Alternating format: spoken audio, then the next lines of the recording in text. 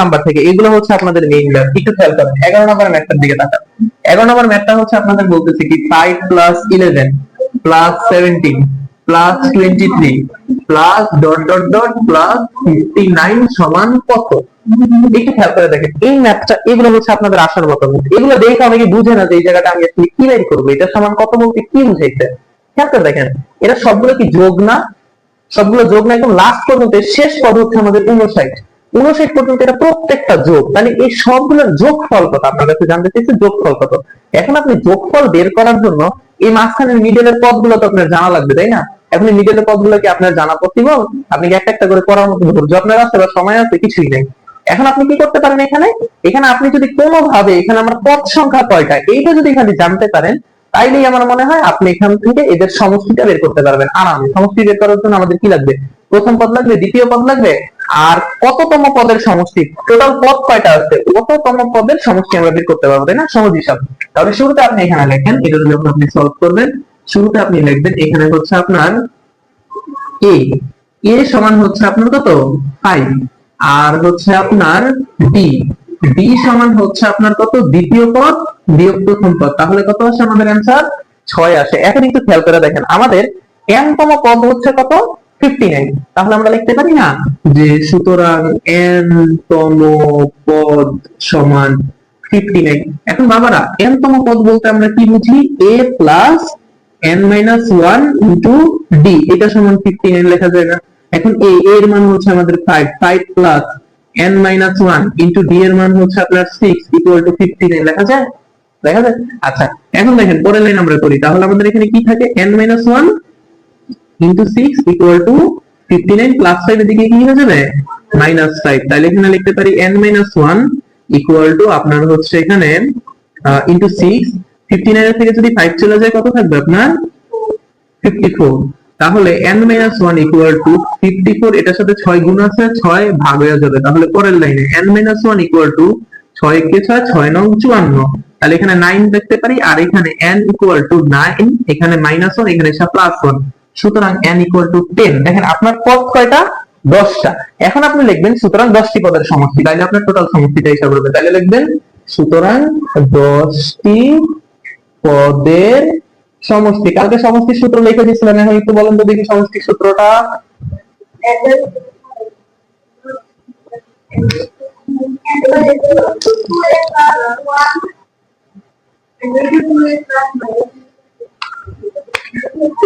দেখি বলেন বলেন বলেন দেখি, এক একজন বলেন, আপনি বলেন দেখি, আপনি তো কালকে ছিলেন, আপনি বলেন সূত্রটা কি?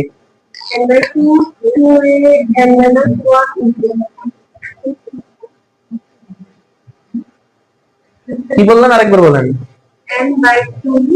আচ্ছা n বাই 2, তারপরে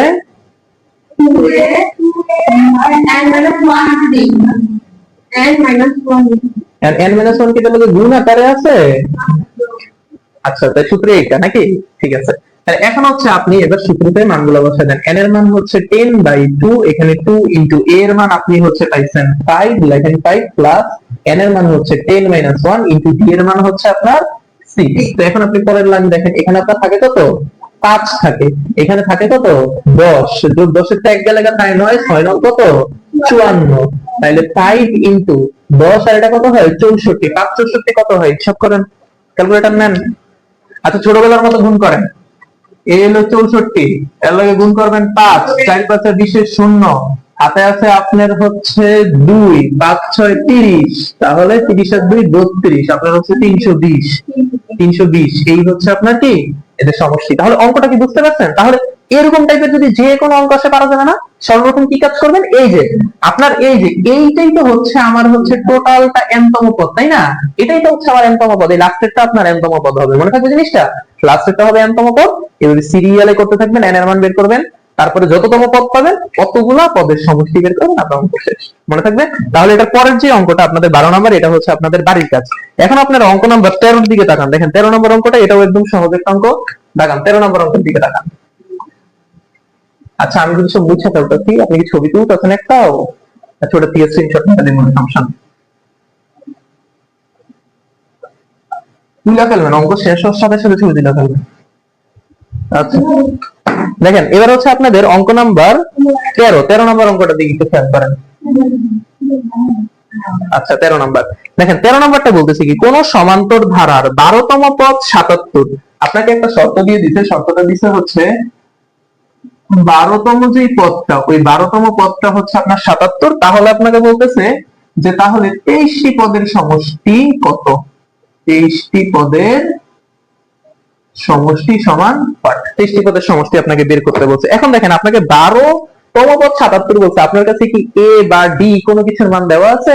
দেয়া নাই, শুধু এন এর মান দেওয়া আছে যে 12তম পদ, আর সেটার ভ্যালু হচ্ছে 77।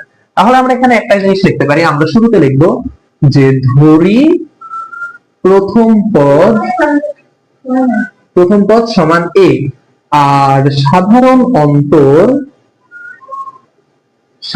অন্তর সমান ডি। এখন হচ্ছে দেখেন আমরা তাহলে লিখবো, সুতরাং 12তম পদ সমান কত হবে বলেন তো?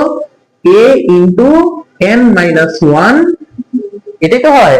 এখন দেখেন তাহলে আমরা ক্যালকুলেশন কি করতে পারি? a ইন্টু না a প্লাস, এই যে খায়া ফেলছেন দেখেন, তাহলে a প্লাস 11d আসে আমাদের। এখন প্রশ্ন মতে 12তম পদ 77, তাহলে এইটা সমান 77, তাহলে আমরা লিখতে পারি সুতরাং প্রশ্ন মতে আমাদের হচ্ছে এই a প্লাস 11d এটা সমান আমাদের 77, বলা যায় না জিনিসটা? হ্যাঁ, এখন আমাকে বলতেছে 23টা পদের সমষ্টি বের করতে। তাহলে আমরা এখন লিখবো সুতরাং 23টি পদের সমষ্টি। একটু খেয়াল করেন বাবারা, এখন 23টি পদের সমষ্টি, দেখেন 23টি পদের সমষ্টি আপনি কেমনে বের করবেন একটু তাকান। 23টি পদের সমষ্টি, আপনার সমষ্টির সূত্রটা আপনি অ্যাপ্লাই করেন, সমষ্টি ডি। আচ্ছা এখন আপনার n বাই 2, n হচ্ছে কত আপনার 23 বাই 2, এখানে হচ্ছে আপনার 2a 2 এর মতো থাকলো, এখানে n হচ্ছে আপনার 23 এর থেকে 1 বাদ দেন d। এই পার্টটা বুঝতে পারছেন? শুধু মান বসাইছেন। এখানে 23 বাই 2 থাকলো, এখানে দেখেন তাহলে আপনার কি থাকে 2a প্লাস 22d। তাহলে আমার সেকেন্ড ব্র্যাকেটের দরকার নেই, আমি ফার্স্ট ব্র্যাকেট বসাই দিই। এখন একটু খেয়াল করেন বাবারা, একটু দেখেন এখানে আমার 23 বাই 2 থাকলো, দেখেন তো এখানেও 2 আছে, এখানেও 22 আছে, 22 রে আমি যদি 2 দিয়ে ভাগ দিই তাহলে কি 11 পাবো না? তাহলে কি আমি এই জায়গা থেকে 2 কমন নিতে পারি না? 2 কমন নিলে আমার a প্লাস 11d থাকে না? একদম সহজ হিসাব, 2 কমন নিছি, তাহলে 2 2 কাটা, 2 আর 22 11। এখন দেখেন এখানেও 2 2 কাটা চলে যায়, তাহলে আমাদের থাকে 23 ইনটু a প্লাস 11d এর ভ্যালু টিকটকে কত পেয়েছেন আপনি? 77। এখন এই দুইটারে গুণ করে দেন, 77 ইনটু 23, এটাও ছোট বাচ্চাদের মতো করেন, 77 ইনটু 23, 3 7 21 এর 1, হাতে আছে 2, 3 7 21 থাকে 23, নিচে একটা ক্রস দেন, আবার 7 2 14 4, হাতে আছে 1, 7 2 14 আর আগে কত 15, তাহলে 1 7 7 1, তাহলে 1771 এই হচ্ছে আপনার অ্যানসার। ঠিক আছে, এটাই হচ্ছে অ্যানসার। আচ্ছা দেখেন সহজ হিসাব, তাহলে অঙ্ক কি বুঝতে পারছেন? ছবি তুলছেন আপনি? ওকে, তাহলে গেল 13, গেল বাবারা 14, তাহলে আপনাদের বাড়ি কাজ, হ্যাঁ 14 নম্বর, তাহলে আপনাদের বাড়ি কাজ একদম হুবহু সেম এটার মতোই, সেম অঙ্ক বাড়ি কাজ করে ফেলেন। এখন আপনাদের পরবর্তী ম্যাথ হচ্ছে n + 7 + 5 n সংখ্যক পদের যোগফল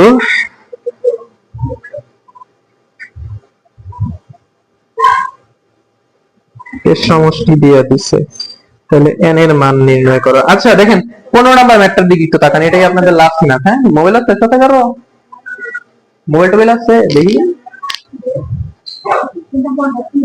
আচ্ছা মানে পিছনে নিচে তো ফোন টোন টিপেন কেন?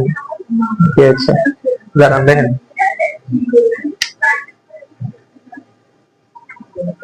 আচ্ছা খেয়াল করেন 13 নাম্বার গেল, আমরা 14 নাম্বার অঙ্কের দিকে তাকাই একটু। ঠিক আছে, অঙ্ক নাম্বার 14। দেখেন 14 নাম্বার অঙ্কটা আপনাদের কি বলছে? 14 নাম্বার অঙ্ক বলছে, ওরে 14 তো আপনাদের করতেই দিছি, 15 নাম্বার অঙ্কটা দেখেন। আচ্ছা বাবারা দেখেন 15 নাম্বার অঙ্কটা আপনাদের কি বলছে? 15 বলতেছে হচ্ছে আপনাদের একটা ধারা দেওয়া আছে যে n + 9 + 7 + 5 + ডট ডট ডট, একটা ধারা দেওয়া আছে। এই ধারাটার প্রথম n সংখ্যক পদের যোগফল, মানে আমরা যেটা বলতে পারি n সংখ্যক পদের যোগফল মানে হচ্ছে কি n টি পদের সমষ্টি। বাবা যোগফল মানে কি বলেন তো? সমষ্টি না? তাহলে আমাদের এই সমষ্টিটা দেওয়া আছে হচ্ছে আপনার -144। এইটা আমাদের কাছে একটা তথ্য দেওয়া আছে যে n তমতের সমষ্টি দেওয়া আছে আমাদের কাছে, যোগফল আর সমষ্টি সেম জিনিস। এখন এইটা দেওয়া আছে, এখন আমাদের বলতেছে n এর মান নির্ণয় করো। তাহলে n এর মান আপনি এখান থেকে নির্ণয় করবেন। একটু খেয়াল করে দেখেন, এখানে আমরা যখন এটাকে সলভ করব, এখানে আমাদের প্রথম পদ a দেওয়া আছে 9, আমাদের সাধারণত d হচ্ছে আমাদের 7 - 9, তার মানে আমরা পাই কত? -2, তাই না? এখানে আমরা পাই -2। এখন -2 আপনি যখন পাইলেন, a এর মান পাইছেন, d এর মান পাইছেন, n তম পদের সমষ্টি দেওয়া আছে, তাহলে আমরা লিখতে পারি সুতরাং nটি পদের সমষ্টি সমান -144। এটা আমাদের কি? এটা দেওয়া আছে, তাই না? তো আপনি লিখতে পারেন এভাবে যে দেওয়া আছে এটা সমান -144। এখন nটি পদের সমষ্টির সূত্র কি আমাদের? n/2 into 2a plus n - 1 into d। একেবারে মহাস্ত পুরো নাকি? এখন একটু খেয়াল করে দেখেন পরের লাইন। আপনি এখানে n/2 রাখেন, এখানে ভিতরে আপনি 2 এর সাথে a গুণ করেন, a এর মান হচ্ছে 9, তাহলে এই দুটো গুণ হয়ে গেল, plus n - 1 into d, d এর মান আপনার কত? -2 ইকুয়াল টু -144। আচ্ছা, এখন পরের লাইন লেখেন আপনি n/2। এখানে দেখেন 8 9 দুগুণী কত? 18, প্লাস এখানে যদি আমরা ক্যালকুলেশন করি -2 যদি এটার সাথে গুণ হয়ে যায়, তাহলে প্লাস এ মাইনাসে -2n মাইনাসে +2, এইটা সমান -144। এখন বাবারা n/2, এখানে দেখেন 18 আর 2 এ আপনার হলো 20। এখন কাইটা গেছে,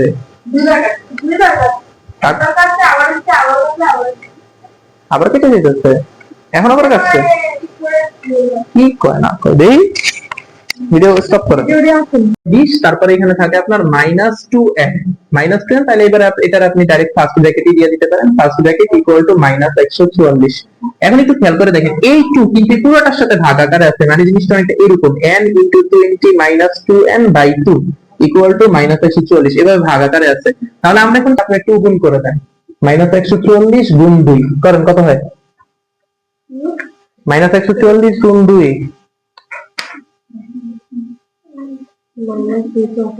-288, ঠিক আছে, -288।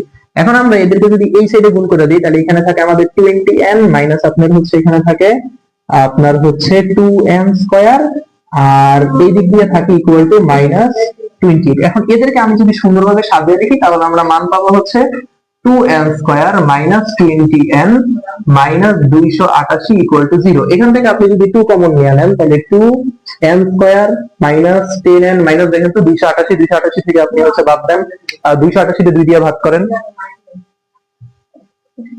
144, তাহলে পাওয়া গেল 144 ইকুয়াল টু 0। এখন 2 এখানে গুণ আছে, ওদিকে গেলে ভাগ হয়ে যাবে, তাহলে n square minus 10n minus 144 equal to 0।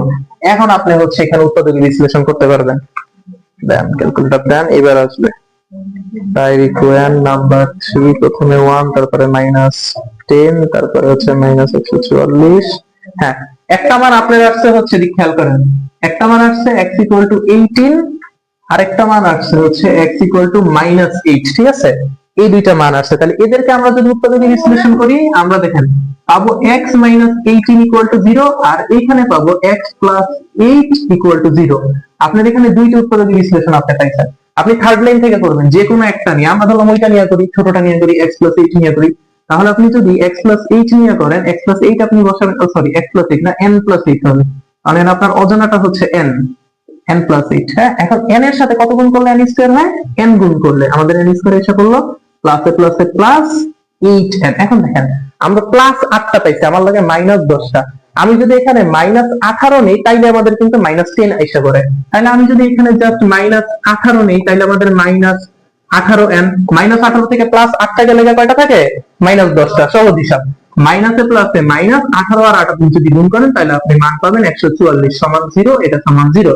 তাহলে আপনার একটা থাকে n + 8 আর একটা থাকে n - 18 ইকুয়াল টু 0। তাহলে আপনি লিখবেন হয় n + 8 ইকুয়াল টু 0 অথবা n - 18 ইকুয়াল টু 0। তাহলে এখান থেকে আপনি পাবেন n ইকুয়াল টু -8, আর এখান থেকে আপনি পাবেন n ইকুয়াল টু +18। এই আপনার দুইটা অ্যান্সার। শেষ করে দিলাম।